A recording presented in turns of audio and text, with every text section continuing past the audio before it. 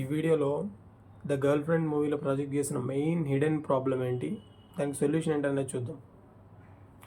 ఈ నిబ్బి అలాగా సోషల్ మీడియాలో రియాక్ట్ అయ్యి 2 రోజుల తర్వాత మళ్ళీ మర్చిపోయి మనం బతుకులింతే అని వదిలేకుండా పర్మనెంట్ సొల్యూషన్ ఏంటనేది చూద్దాం. ఓకే, సో ఆ మూవీలో 2 సీన్స్ మనం గమనించామనుకో.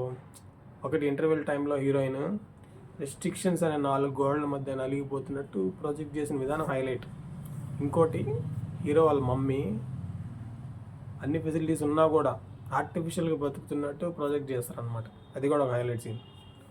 సో ఇక్కడ మనం చూడాల్సిన బ్యాక్గ్రౌండ్లో ప్రాబ్లం ఏంటంటే మేల్ ఈగో అనేది మెయిన్ ప్రాబ్లం అక్కడ. సో దాన్ని ఇంగ్లీష్లో పేట్రియార్కీ కాన్సెప్ట్ అంటారు. సో ఇప్పుడు మనం వరల్డ్ వైడ్ చూసుకుంటే కంట్రీస్లో మేల్ డామినేషన్ ఉన్న కంట్రీస్ని పేట్రియార్కీ సొసైటీస్ అంటారు. Got it? అంటే ఏంటి? ప్రతి కంట్రీలో కూడా ఫ్యామిలీస్గా డివైడ్ అయ్యి ఉంటాయి అనమాట. ఫ్యామిలీ హెడ్ ఎవరు ఉంటారో దాన్ని బట్టి దాన్ని పేట్రియార్కీ సొసైటీ కాదని డిసైడ్ చేస్తారనమాట. లైక్ ఇప్పుడు మన ఇండియాలో చూసుకుంటే మీ ఫ్యామిలీలో ఏ డిసిషన్ అయినా కానీ మోస్ట్లీ మెన్ తీసుకుంటారు అనమాట. ఫాదరు అట్లా, హస్బెండ్ అట్లా అనమాట. సో డెసిషన్ మేకింగ్ అథారిటీ ఎవరి చేతుల్లో ఉంటుంది, ఎవరు మ్యాక్సిమం లీడ్ చేస్తారు అనే దాన్ని బట్టి ఆ సొసైటీ యొక్క నామ్స్ అనేవి డిసైడ్ అయ్యి ఉంటాయి. సో ఆబ్వియస్లీ మెన్ తీసుకున్నప్పుడు ఏమవుద్ది, it is favourable to men అనే పాయింట్ ఆఫ్ వ్యూలో ఉంటుంది. విక్టిమ్స్ ఆబ్వియస్లీ లేడీస్ అవుతారు అనమాట. బట్ అందరూ అలా ఉన్నారంటే లేరు. So education effect, socialisation effect, చాలా చేంజెస్ అనేవి వచ్చాయి. That's why girls are also moving outside, right? They are also doing jobs. ఇప్పుడు మీ సోషల్ మీడియాలో రియాక్ట్ అవుతున్నారంటేనే దే గాట్ ఫ్రీడమ్ అని అట్లీస్ట్. సో ఇక్కడ మెయిన్ ప్రాబ్లం వచ్చేసి పేట్రియార్కీ. అది దానికి సొల్యూషన్ ఏంటి? Solution is not just reacting, వదిలేయడం కాదు.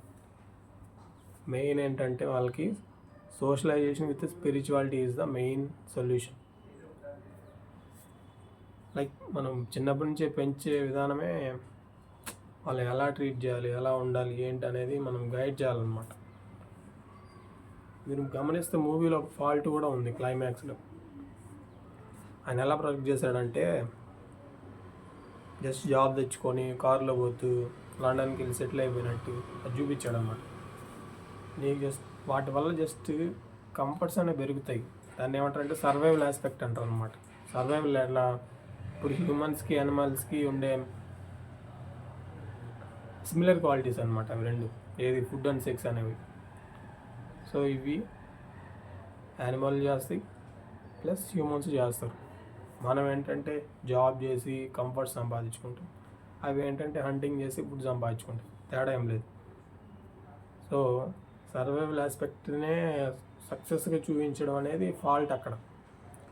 మనకున్న హ్యూమన్ పాసిబిలిటీ ఏంటి? మనం సఫర్ అవ్వకుండా హ్యాపీగా బతకగలిగే ఆ పాసిబిలిటీ ఉంది. స్పిరిచువల్ కాన్సెప్ట్ అంటారు దాన్ని. సో అది ప్రొజెక్ట్ చేస్తుంటే ఫైనల్గా బాగుండేది. So socialisation with spirituality, basic, at least basic knowledge అనేది పెడితే సెట్ అయిపోద్ది. Got it? Thank you, by.